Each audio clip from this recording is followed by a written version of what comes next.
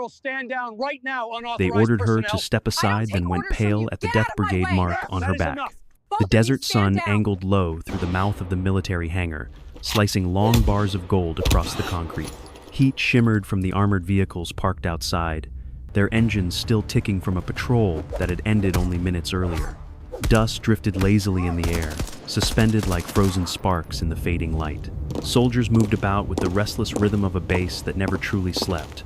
Boots thudding, gear clanking, voices carrying, and then one voice cut through all of it. Step aside. Things changed on the Now. ground. The shout came did from what a was broad-shouldered necessary. sergeant Give me whose muscles action bunched and like low coiled FOA rope is beneath English. his sweat-darkened shirt.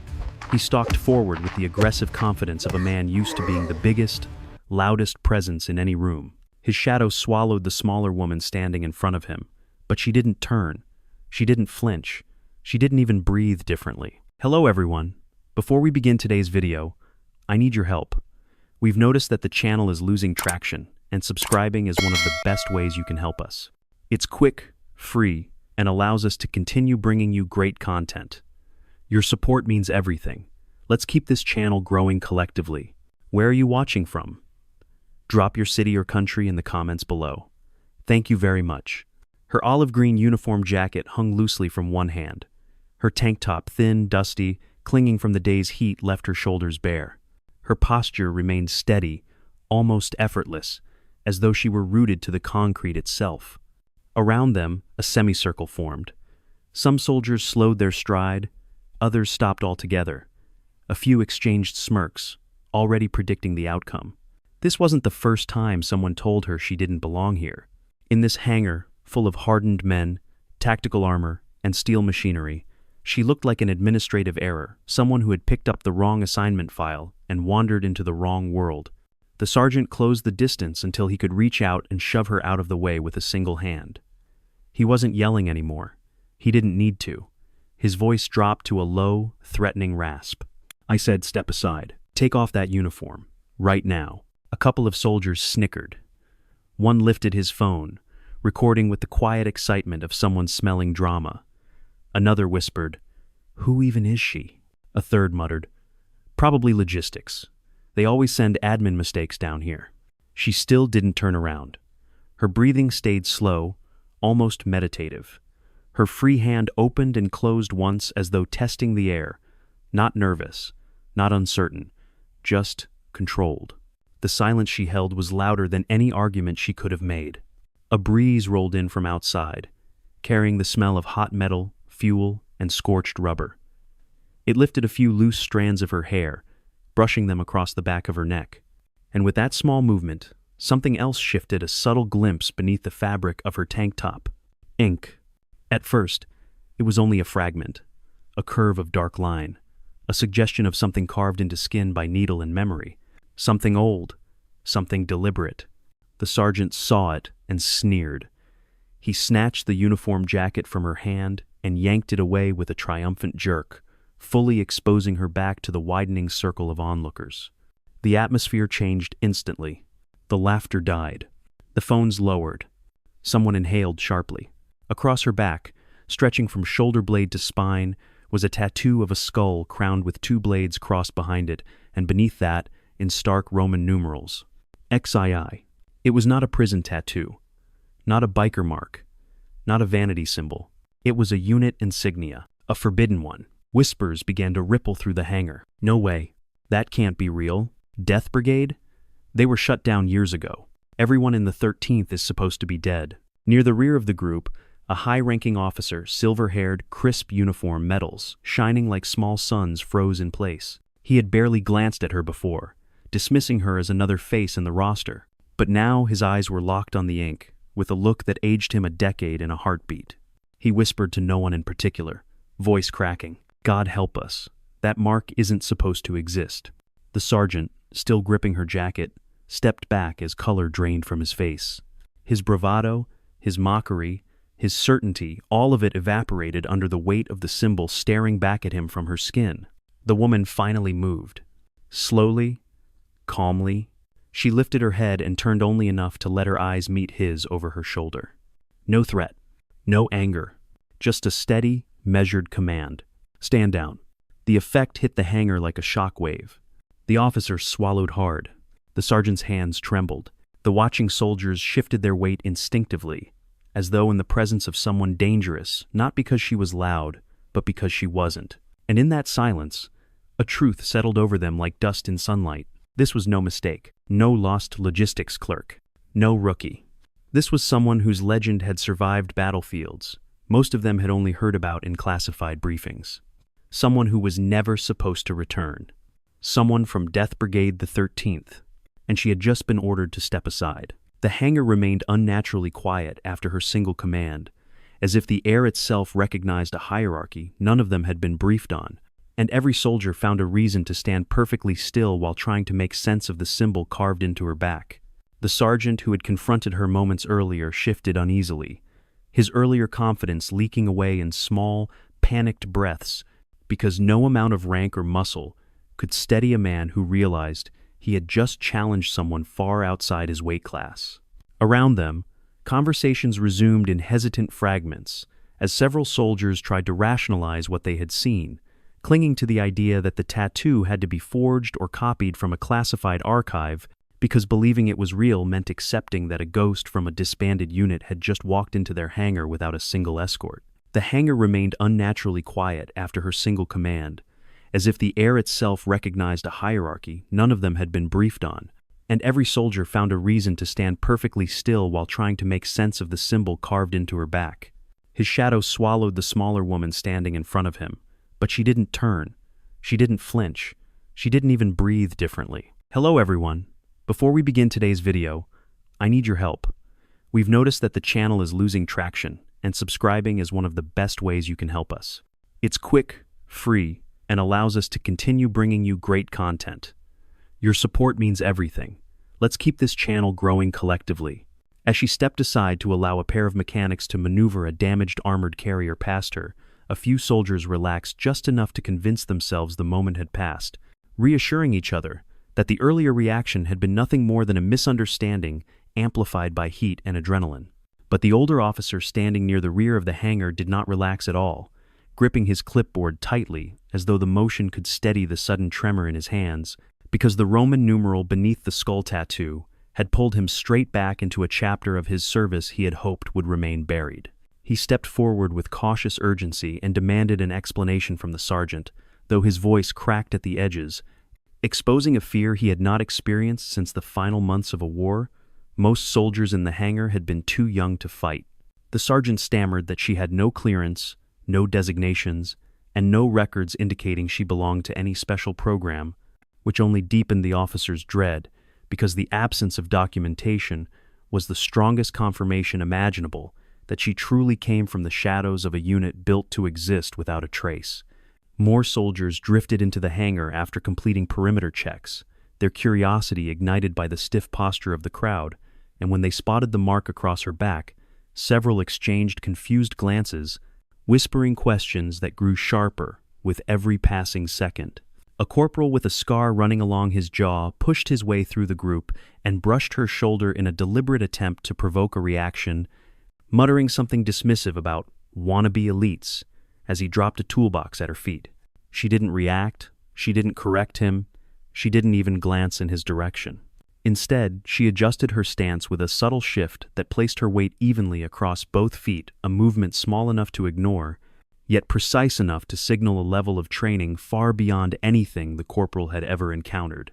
Her refusal to be baited irritated him more than open defiance would have, and he reached for another insult before the senior officer shot him, a warning glare sharp enough to slice through the noise. The tension in the hangar tightened once more, when footsteps approached from the far entrance, distinct and measured, belonging to a woman in an intelligence uniform, whose presence altered the energy of the room before she even spoke.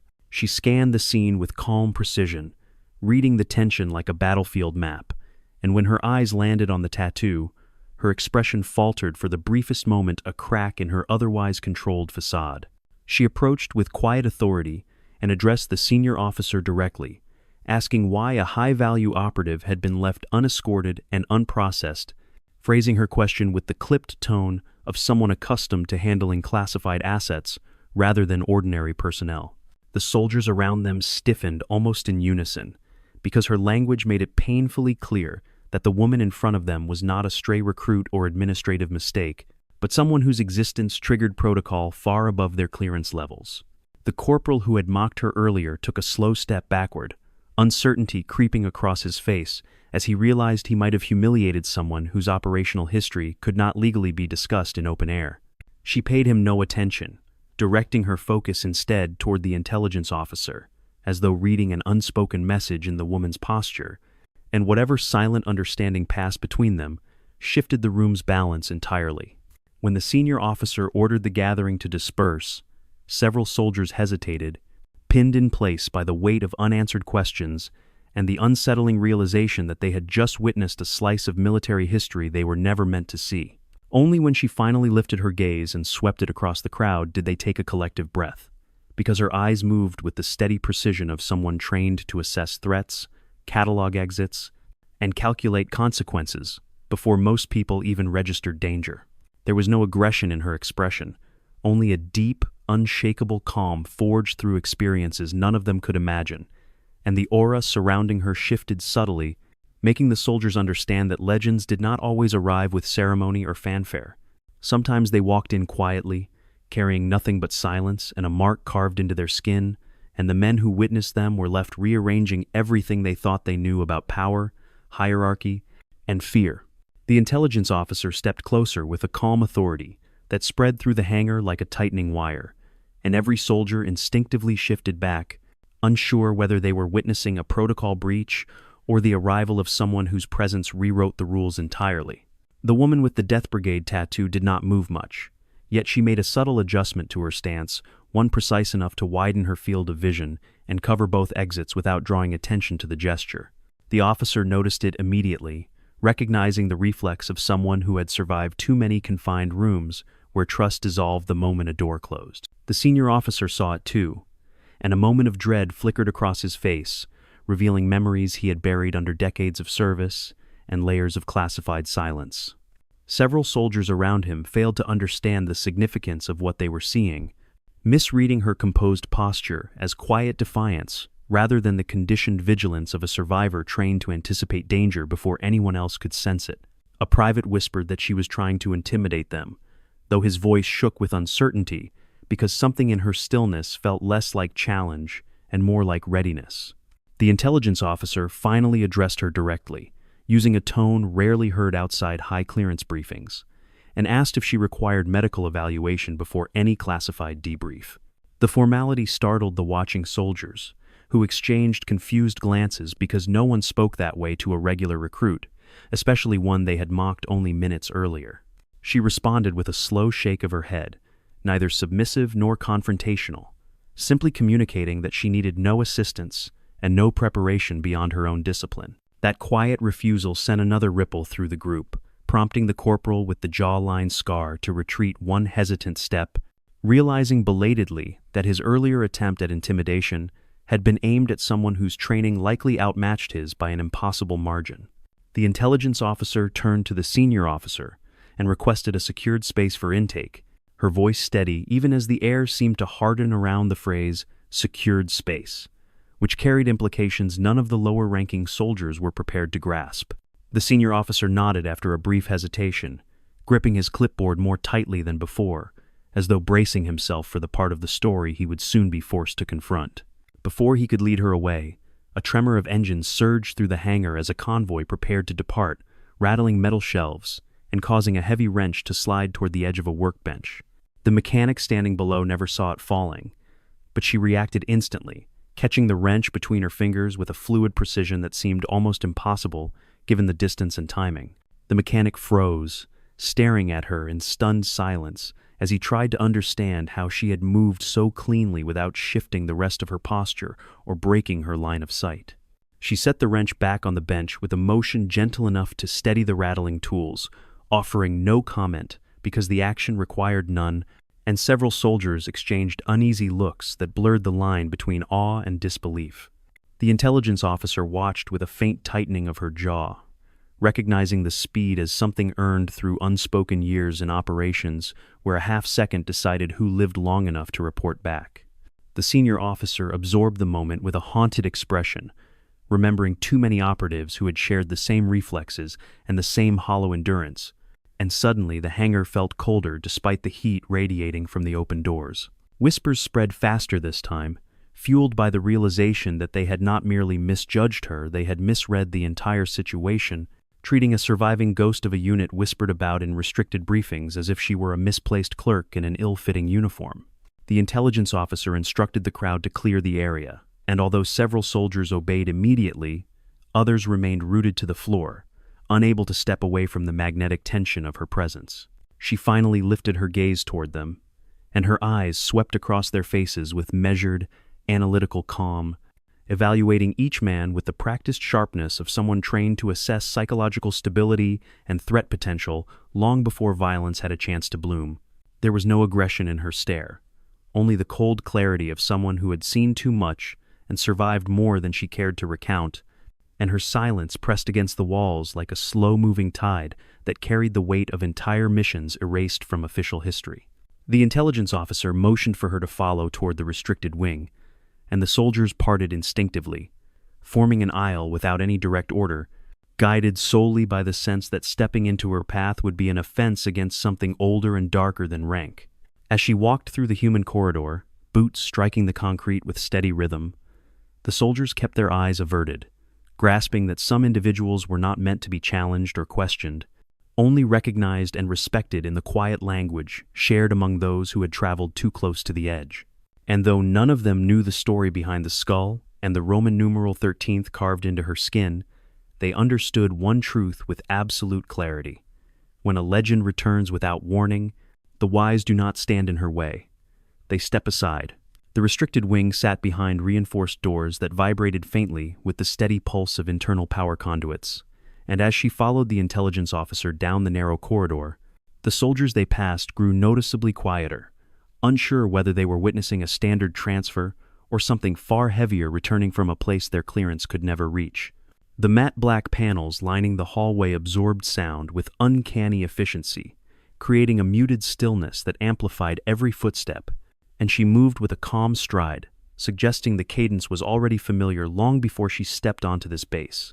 The intelligence officer walked with controlled urgency, glancing toward her in quick, measured intervals, as if trying to match the woman beside her to a file she had only seen through redacted fragments, and each stolen look revealed a mix of disbelief and unease. 2 armed guards waited at the first checkpoint, stiffening sharply when they noticed the edge of the tattoo exposed near her collar, and one instinctively reached for his scanner before realizing, from the officer's raised hand, that he was not authorized to question her presence. The second guard keyed open the reinforced door, and it slid aside with a mechanical groan that rolled down the corridor like a warning meant for anyone unfamiliar with the protocols inside. Beyond it, the lighting shifted to a cool and sterile blue that washed across steel tables covered with encrypted devices and sealed documents, while a faint scent of ozone lingered in the air, hinting at systems capable of erasing entire archives without leaving a trace. She scanned the room with a single, efficient sweep, absorbing exits, blind spots, camera placements, and angles with the instinct of someone who had learned to read a space long before threats had time to surface. A monitor near the far wall blinked to life the moment she crossed the threshold, displaying an identification string that made the technician at the console jolt upright, his eyes widening as if he had seen a ghost with a clearance level whispered about but never confirmed. He murmured a designation he had only encountered in simulated drills, and the blood drained from his face as the system repeated the confirmation across multiple internal channels. The intelligence officer dismissed him with a curt nod, though the tightening in her jaw betrayed her own shock as she watched the same classification override ripple through the system. She pretended to remain composed, but her glances toward the woman walking beside her revealed a silent calculation, an attempt to reconcile this living figure with a unit officially erased after an operation the military had never publicly acknowledged. She paused near a steel bench, resting her hand lightly on its cool surface, while mapping the room with the calm vigilance of someone conditioned to anticipate escape routes, ambush points, and hidden threats in any unfamiliar environment. The officer activated a privacy field that enveloped them in a faint halo of static, muting the outside world and isolating their conversation within a pressurized bubble of filtered silence.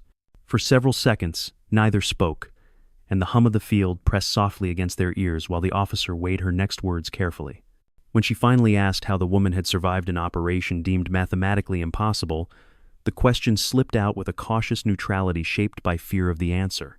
The woman did not reply verbally, offering only a slight lowering of her gaze, a gesture that carried neither shame nor defiance, but the heavy acknowledgement that survival often cost more than explanations could bear.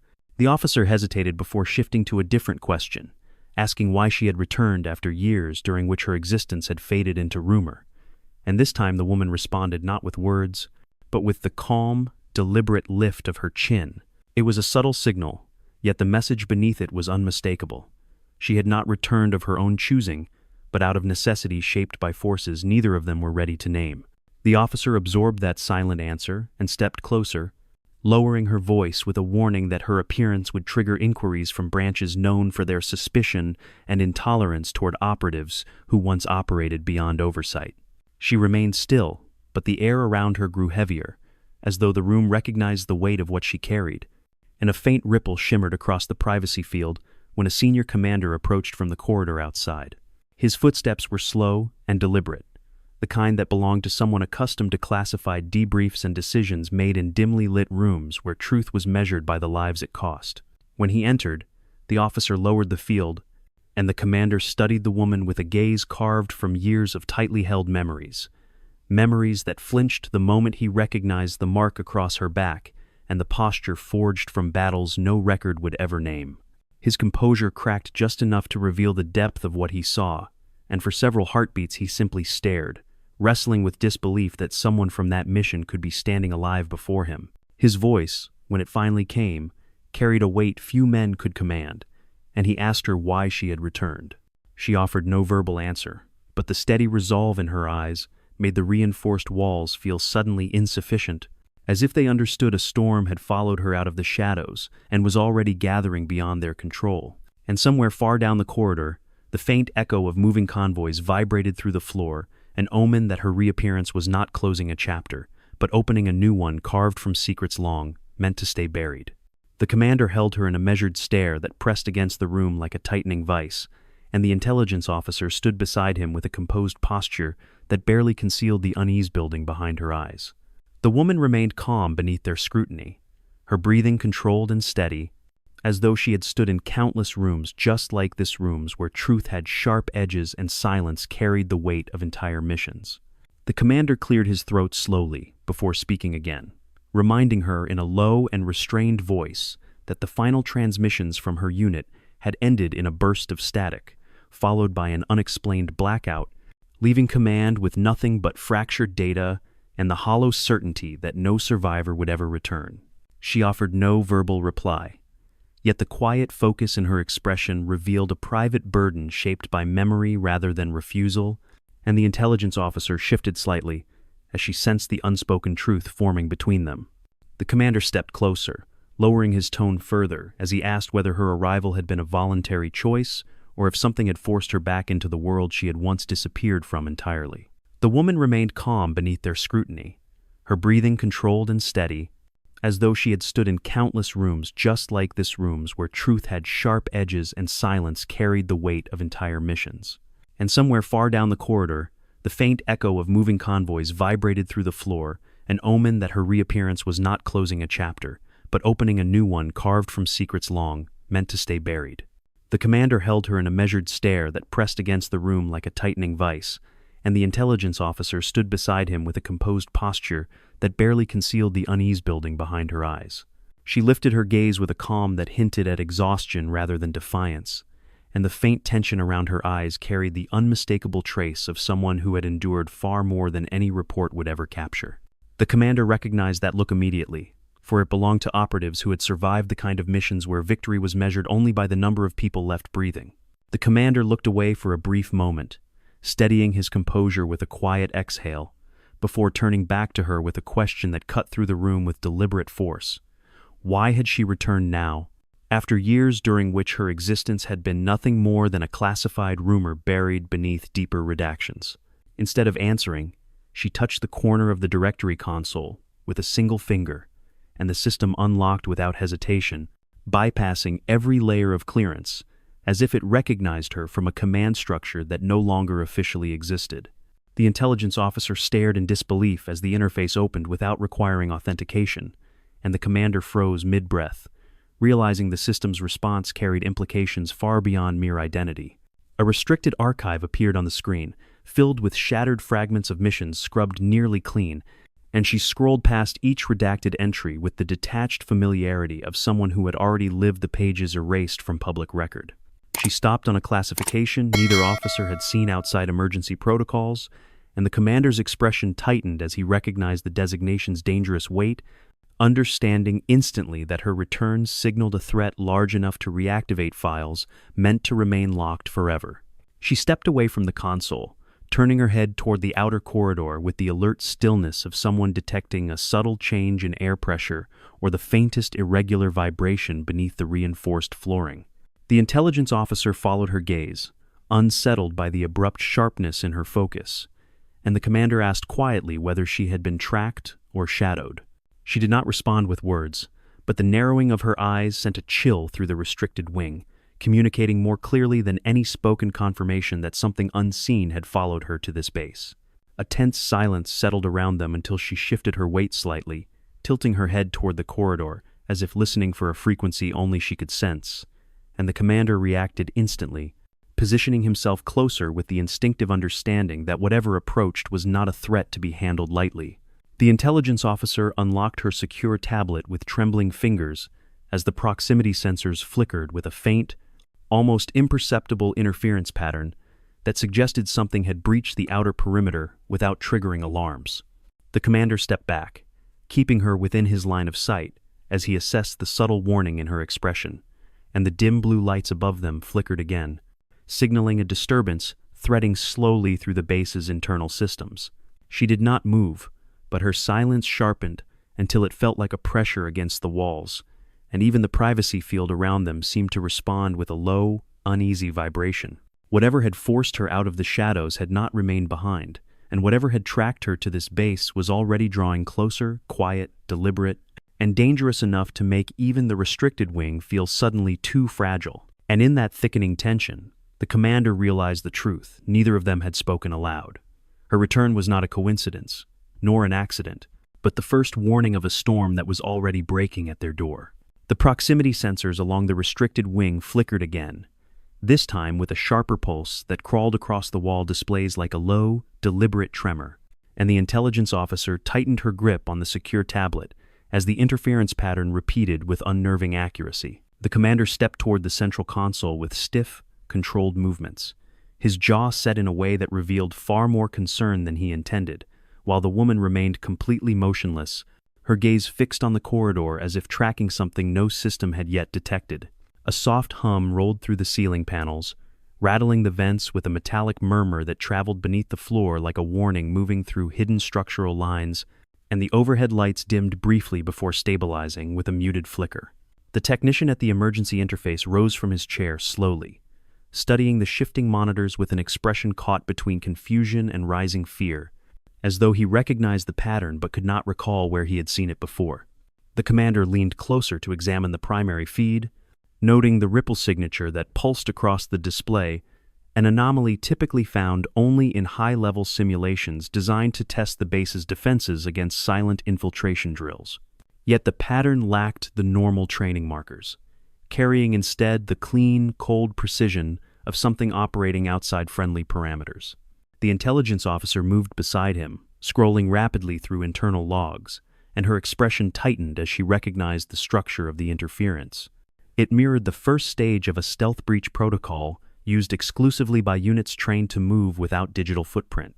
The woman watched the tension rise around her without shifting her position, but a subtle adjustment in her stance, slight, grounded, measured, revealed an awareness that the approaching threat was neither accidental nor unfamiliar. The commander saw the movement and asked, in a voice lower than before, whether she recognized the signature, though the question carried a weight suggesting he already expected the answer. She did not respond, yet the faint tightening of her jaw sent a silent message through the room. The intelligence officer inhaled sharply as the implication landed, understanding that the breach was not testing the system, it was measuring them. A deeper vibration rolled along the floor, causing a few tools to clink softly on a nearby table, and the technician stepped back with a quiet swallow as the perimeter indicators glowed a muted red. The commander instructed him to initiate a diagnostic sweep, but the technician hesitated, afraid the action might expose the system's vulnerabilities or provoke whoever was breaching the grid. Before he could choose, the woman shifted her gaze toward the ceiling, listening with a focus so precise it made both officers stiffen, and the readiness in her posture reminded the commander of operatives who could hear danger before the first alarm ever sounded. The intelligence officer reviewed the sensor log again and found no coordinates, no digital trail, only a void, an engineered silence that suggested something moving in the blind angles between sensors, using techniques known only to units trained for deniable operations. She met the commander's eyes with a tight, controlled expression, understanding that whatever had followed the woman here was not probing randomly but approaching with disciplined intent. He turned back to her and asked, more urgently, whether the threat belonged to the same world she had emerged from, and the pause that followed stretched long enough to drain the warmth from the room. She didn't nod or deny it, but the stillness in her eyes deepened into something sharper recognition, shaped by memory, not theory. Before either officer could speak again, the lights at the far end of the corridor flickered in a slow, rhythmic pattern that matched none of the base's malfunction codes. The intelligence officer checked her tablet, but the screen flashed with a static burst before going blank, as if a signal had brushed against the device with surgical precision. The commander reached for the reinforced frame of the door, grounding himself with the instinct of someone bracing for contact, but the woman moved before he could issue a command. She shifted her stance, angling her body with controlled precision toward the open approach, aligning herself with the room's exits in a manner that spoke not of fear but of preparation, and the intelligence officer felt her pulse spike as she recognized the posture from the files of operatives trained to act before others could think. The sensors flickered once more, this time sharper and closer, as though the threat had crossed an unseen threshold and now stood inside the perimeter with deliberate, silent confidence. The commander opened his mouth to speak, but she cut the moment shorter than breath. Her voice was low, steady, grounded, and devoid of hesitation. "They're here, M." The words settled across the restricted wing like a pressure drop before a storm, and the officers straightened as the emergency lights pulsed again, responding to a presence the cameras could not yet find. A faint vibration shivered through the floor, followed by a soft, nearly imperceptible shift in the air, as though something had brushed against the structural wiring running beneath the concrete. The commander's expression hardened as he assessed the woman's stance, recognizing that she was no longer reacting to the base's alarms, but to something far more precise, something she had anticipated long before stepping inside the wing. The intelligence officer clutched her tablet, watching the dark corridor as the last strip of emergency lighting flickered, unwilling to stabilize. Whatever had forced her out of the shadows had tracked her all the way here. Whatever she feared was no longer approaching. It had already crossed their threshold. And the base, once secure, once silent, now felt like the first chamber of a trap slowly closing around them. The emergency lights pulsed again, washing the restricted wing in fractured streaks of blue as the tremor beneath the floor sharpened. And the commander stepped instinctively closer to the woman, sensing the moment the tension shifted from uncertainty to recognizable danger. The intelligence officer steadied her breath as she clutched the tablet more tightly, realizing that whatever had breached their perimeter was not an accident of machinery, but a deliberate presence, skilled enough to slip between the base's defenses. A faint metallic click echoed from the dim corridor, sharp, measured, and unmistakably intentional, and the technician flinched before falling silent, his voice caught in his throat as he looked toward the sound. The commander raised a hand for quiet, flattening his posture into a stance built from years of command experience, and he motioned the technician behind the reinforced console with a firm, silent gesture. The woman moved half a step forward, placing herself slightly ahead of the officers, and the subtle shift in her weight revealed a readiness, grounded in muscle memory rather than conscious decision. The lights flickered again, but this time the pattern carried structure, as though someone or something had learned the rhythm of the base's electrical system and was manipulating it with clinical precision. A ripple of distortion rolled across the auxiliary monitors, replacing live footage with diagonal static lines that pulsed in sequence, and the intelligence officer stiffened as she recognized the technique. It was a suppression code used by infiltration teams trained to darken surveillance one grid at a time, leaving only the faintest electronic fingerprints behind. Before she could explain, a soft scrape drifted from deeper within the corridor, like fabric brushing lightly against metal, and the woman reacted instantly. Her stance lowered by a fraction far too subtle to alarm the officers, yet unmistakably purposeful, and the commander's chest tightened as he recognized the practiced shift of someone preparing for close-quarters contact. Another click followed, synchronized with the dimming of the emergency strip lights, and the intelligence officer understood that the intruders were pacing their movements to the base's electrical cycle, using each pulse as cover for silent advancement.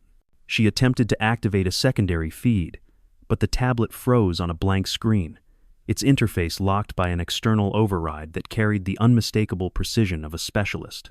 The commander reached toward the manual lockdown panel, but the woman extended her arm gently, halting him with a controlled motion that conveyed more meaning than words. Any noise from a latch or switch would reveal their exact position. He hesitated only a heartbeat before stepping back, trusting her instincts with an ease that surprised even himself.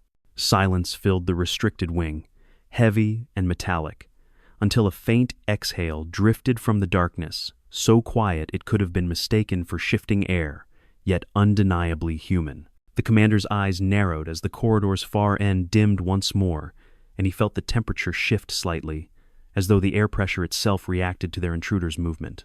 The woman angled her body toward the sound, her eyes narrowing with focused calm, and the intelligence officer watched in uneasy awe as she let her breathing slow, settling into a stillness that felt less like hesitation and more like calculation. She seemed to be listening not for footsteps or breath, but for the subtle inconsistencies left by trained movement, weight distribution, controlled air displacement, and fabric tension against reinforced surfaces. A shadow glided across the far emergency strip, a controlled fluid silhouette moving with the precision of someone wearing sound-dampening fabric and tactical low-noise soles. The intelligence officer stepped back involuntarily and brushed against a metal cabinet, the soft impact barely audible, yet enough for the shadow to pause, adjusting its posture by a fraction as though cataloging every sound. The woman shifted her position again, grounding her stance at a perfect angle, and the commander recognized it instantly. The posture of someone preparing for the first half-second of conflict where survival depended on instinct honed through years of operations outside sanctioned boundaries. She lifted her hands slightly, signaling them to remain behind her, and the commander obeyed without hesitation, understanding that her awareness operated on a different tier entirely. A second shadow joined the first, moving with identical rhythm, two operatives, coordinated and silent, tracking the wing with mirrored precision. Their formation was too controlled to belong to mercenaries, and too disciplined to be rogue freelancers. They maneuvered like a pair trained in specialized convergence tactics, each step measured to maintain mutual coverage without revealing unnecessary silhouette. The woman angled her body toward the sound, her eyes narrowing with focused calm, and the intelligence officer watched in uneasy awe as she let her breathing slow, settling into a stillness that felt less like hesitation and more like calculation. She seemed to be listening not for footsteps or breath, but for the subtle inconsistencies left by trained movement, weight distribution, controlled air displacement, and fabric tension against reinforced surfaces. When the lights returned, the intruders were closer than before. Too close to be a reconnaissance team, close enough for her to identify their training. And the look in her eyes told the commander everything. These weren't outsiders stumbling through his base. They were professionals. They were coordinated, and they were hunting her. The intruders advanced in calibrated silence, drifting down the dim corridor with movements so controlled they barely disturbed the air, and the commander felt a cold weight settle in his chest as he realized the base's sensors were registering their presence half a heartbeat too late. The woman stepped forward with a slow, deliberate exhale, positioning herself between the officers and the converging silhouettes, her posture tightening with the calm acceptance of someone confronting a threat she had once trained beside.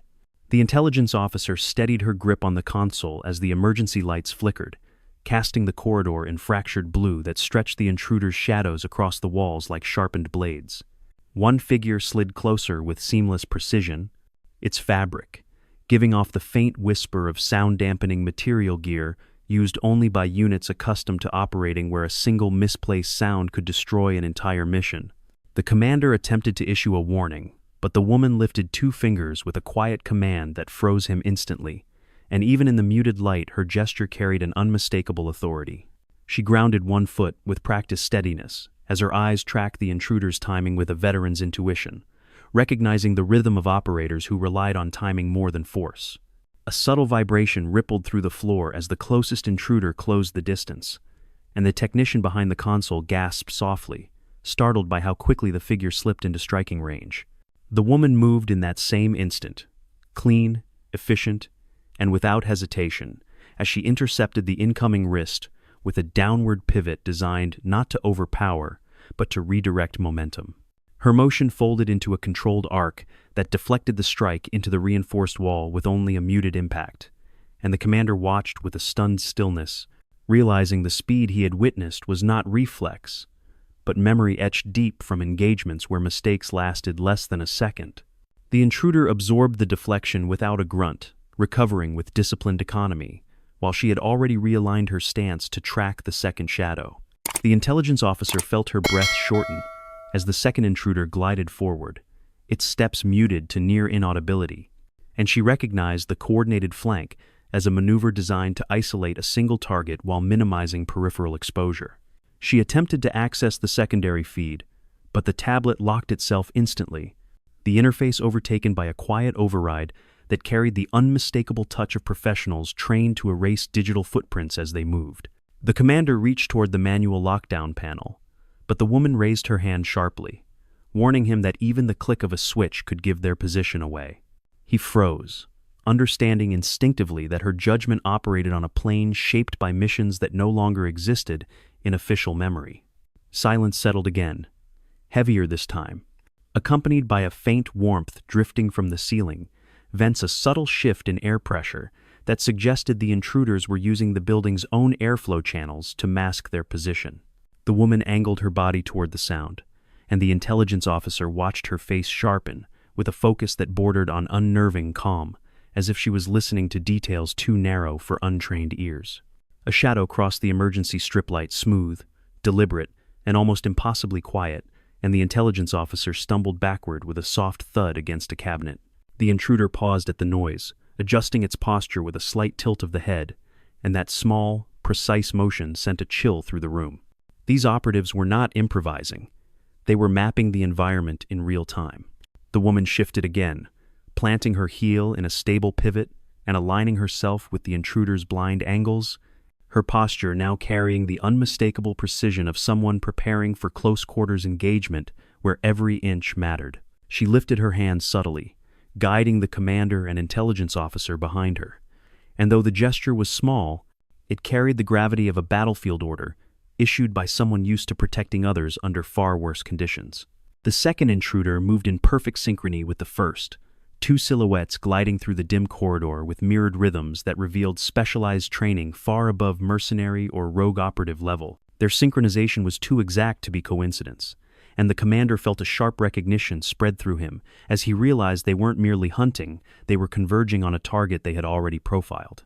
The woman studied their gait, their angles, their timing, and something old flickered in her expression, a mix of resignation and familiarity, as if she had once stood in their place, advancing through darkness with the same cold discipline. The emergency lights dimmed unexpectedly, plunging the wing into a single breath of total darkness. In that moment of shadow, she inhaled slow, steady, ready. When the lights snapped back on, the intruders had closed the remaining distance.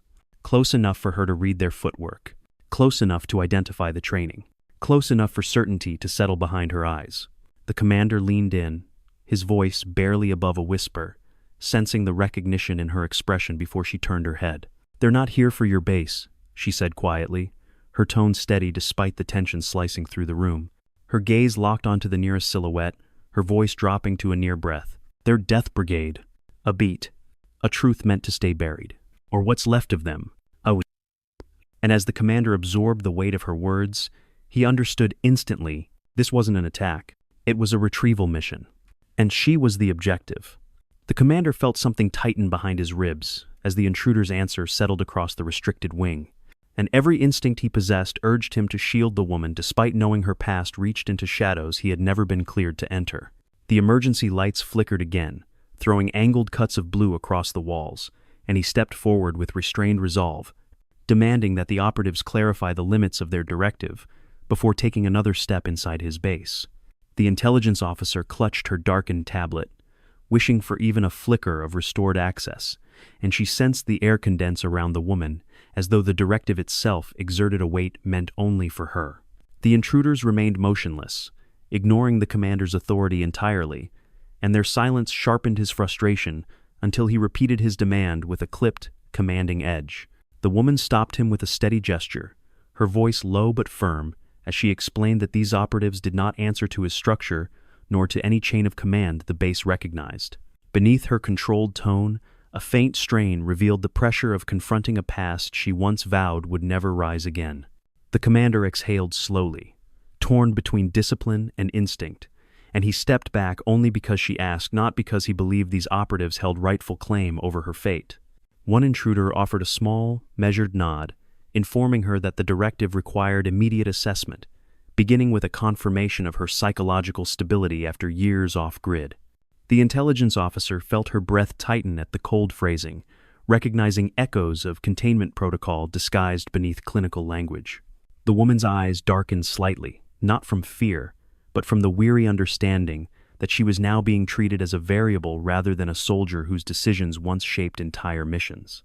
She asked who had authorized the directive's return, and the operatives exchanged a quick, almost reluctant glance, brief enough to seem unintended, yet revealing more than they meant. The commander stepped forward again, unable to remain still, and he warned them that any attempt to remove her without his authorization would initiate a full lockdown.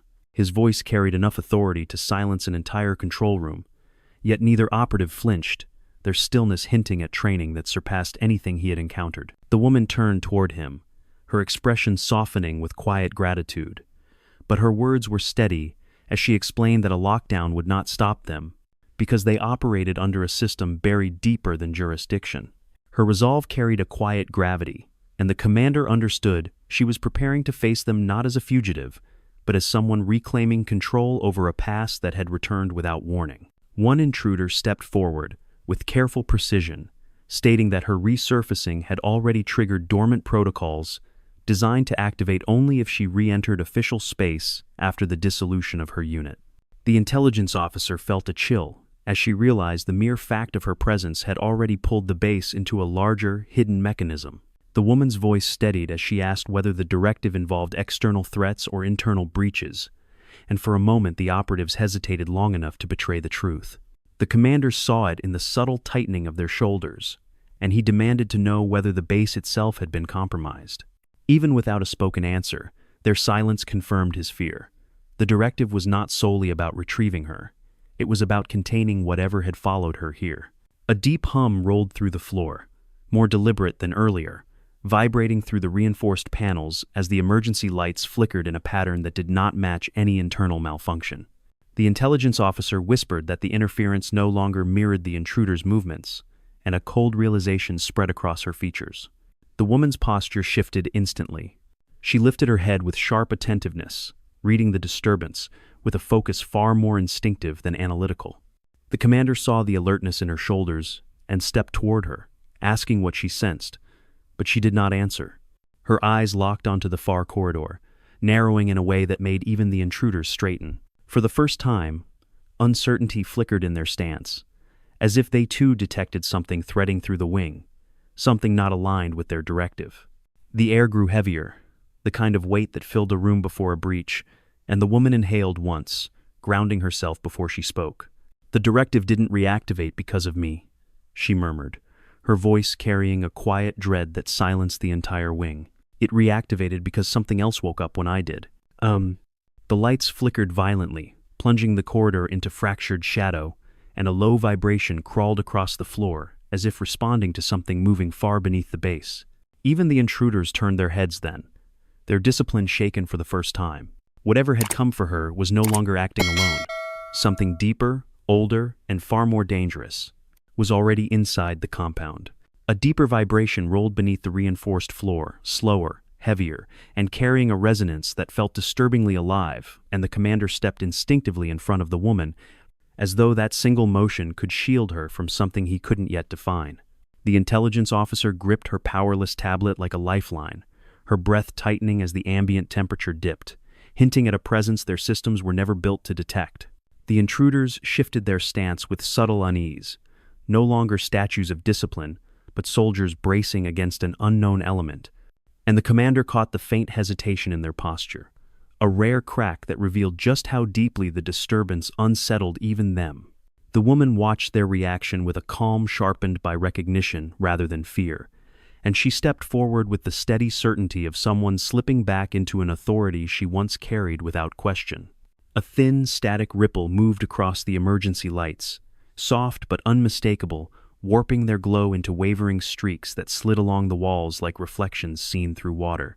The intelligence officer whispered that the pattern didn't match any electromagnetic interference she knew, and the commander felt the cold prickle at the base of his neck as the lights flickered again, this time in uneven pulses. One intruder took a measured step toward the woman, warning that their directive didn't account for additional hostile variables, but she silenced him with a controlled, dismissive flick of her hand. Her voice carried a quiet authority as she reminded them that whatever stirred beneath the base wasn't responding to their orders and never had. The commander noted how naturally she reclaimed command, her tone threading through the room like a forgotten chain of authority reawakened. Another tremor rippled beneath the flooring, accompanied by a faint, rhythmic thud that traveled upward through the structural beams. The intelligence officer steadied herself against the console, recognizing the cadence not as structural stress but as coordinated movement. The woman's gaze sharpened instantly, tracking the rhythm with the instinct of someone trained to read danger through vibration rather than sight. The commander moved closer, asking quietly what she heard, but she didn't answer. Instead, she stepped into the center of the restricted wing, her posture rising with the slow confidence of someone bracing for contact rather than confrontation. The intruders exchanged a quick, tense glance, and one muttered that the directive would require immediate modification, but she cut them off again, telling them the directive meant nothing if they couldn't identify what had breached the compound. The lights dimmed suddenly, dropping into a pulsing rhythm that matched the distant tremors and washed the room in slow, uneven flashes. The intelligence officer shivered as she watched the strips sync with each vibration, as if the electrical grid were responding to a heartbeat buried somewhere under the base. The commander moved beside the woman without hesitation, his stance matching her readiness, though he still couldn't understand the full scope of what they were facing. The intruders shifted into a loose defensive triangle centered on the woman, an unspoken admission that their priority had changed. They were no longer here solely for her retrieval, but were preparing for whatever approached through the depths. Their movements were controlled but edged with tension, revealing the quiet recalibration of professionals adjusting their mission parameters in real time. The woman took one slow breath, grounding herself with a composure forged from missions that never entered official archives, and she finally spoke. Her voice carried a steady gravity as she explained that the last time she had felt tremors like these, her unit had been operating beneath a collapsed intelligence bunker, one rumored to contain the remnants of an unauthorized experiment sealed decades earlier. The intelligence officer's eyes widened, and the commander felt the weight of her words settle into the floor beneath them. Before the intruders could respond, the lights snapped once, plunging the corridor into a split second of total darkness before flaring back with a harsh, jittering glare. A metallic groan rolled up from the substructure, followed by a spill of dust drifting from the ceiling vents as the tremor returned, stronger and closer than before. The woman's voice dropped to a quiet, steady whisper. "It didn't just wake up because I resurfaced." Another pulse shook the floor sharper, more focused. "It woke up because something down there recognized me." The commander straightened beside her, refusing to step away, and she acknowledged him with a brief, weighted glance, a silent gratitude wrapped inside a preparation she had carried for years. The intruders finally drew their weapons, not in threat, but in instinct, forming a protective arc toward the corridor as the air thickened with the unmistakable tension before a breach. A final tremor surged through the walls, humming with a deliberate rhythm, and the woman exhaled once quiet, steady, and ready. Whatever waited beneath the base, had risen to the surface. And it wasn't coming for the compound. It was coming for her. The floor shuddered again, stronger this time, releasing a thin drift of dust from the ceiling, as though the entire substructure were reacting to the presence in the room, rather than any mechanical shift below. The commander instinctively tightened his stance beside the woman, sensing a pressure rising beneath them like something pushing through layers of steel toward the surface. The intruders raised their weapons with controlled precision, but their tense posture revealed the first cracks in their normally flawless discipline. The emergency lights flickered twice before settling into a slow, pulsing glow that bathed the corridor in uneven beats, and the intelligence officer whispered that the lighting no longer responded to the base's system at all. The woman stepped forward with deliberate calm, her focus sharpening as she tracked faint signals in the air, minute shifts only someone who had lived through the old program could recognize. A long, metallic screech echoed from deep within the hallway, followed by a rolling wave of cold air sliding across the floor. The commander felt the chill wrap around his boots like creeping tendrils, and one intruder adjusted his grip in a rare moment of unease, reacting to a rhythm that felt intentional rather than chaotic. The woman inhaled once, steady and sure, and the subtle tension in her expression revealed a recognition she had been dreading. Then the corridor dimmed, and a faint amber glow appeared beyond the farthest bend, casting a wavering silhouette across the steel panels. The intelligence officer covered her mouth as the shape elongated unnaturally, its outline shifting with a motion that blended mechanical structure with disturbingly organic rhythm. The commander moved to raise his weapon, but the woman stopped him with a quiet, decisive gesture that silenced the whole room.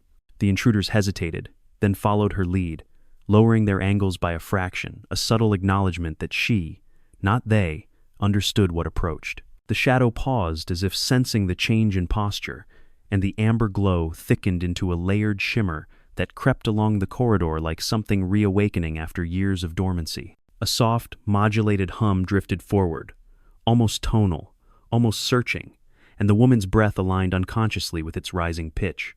She stepped one pace closer, and the hum tightened instantly, collapsing into a narrow frequency that made the emergency lights tremble in sync with her breathing. The commander felt a cold shock settle in his chest as he realized the truth. The thing wasn't scanning the room. It was scanning her. One intruder whispered a warning, but she silenced him with a controlled flick of her hand, never breaking focus on the approaching silhouette. She spoke quietly, explaining that the experimental project buried beneath the old intelligence bunker, an early attempt at biomechanical adaptability, had been trained to imprint on specific neural signatures. She had once been part of the calibration team, and her imprint was embedded deeper than anyone had anticipated. The corridor pulsed once, then again, and the shadow surged forward with sudden speed. The intruders braced instantly, prepared to strike, but the woman stepped out ahead of them with measured confidence, lifting her hand in a calm arc. The amber glow narrowed, locking onto her with startling precision, its rhythm syncing tightly with her pulse, as if reacquiring a primary directive. The intelligence officer gasped, finally understanding that whatever had awakened beneath the base was not seeking destruction. It was seeking her the last familiar pattern in a world that had moved on without it. The hum rose sharply, then cut off in an abrupt silence that rippled through the corridor. The woman exhaled once, slow and grounded.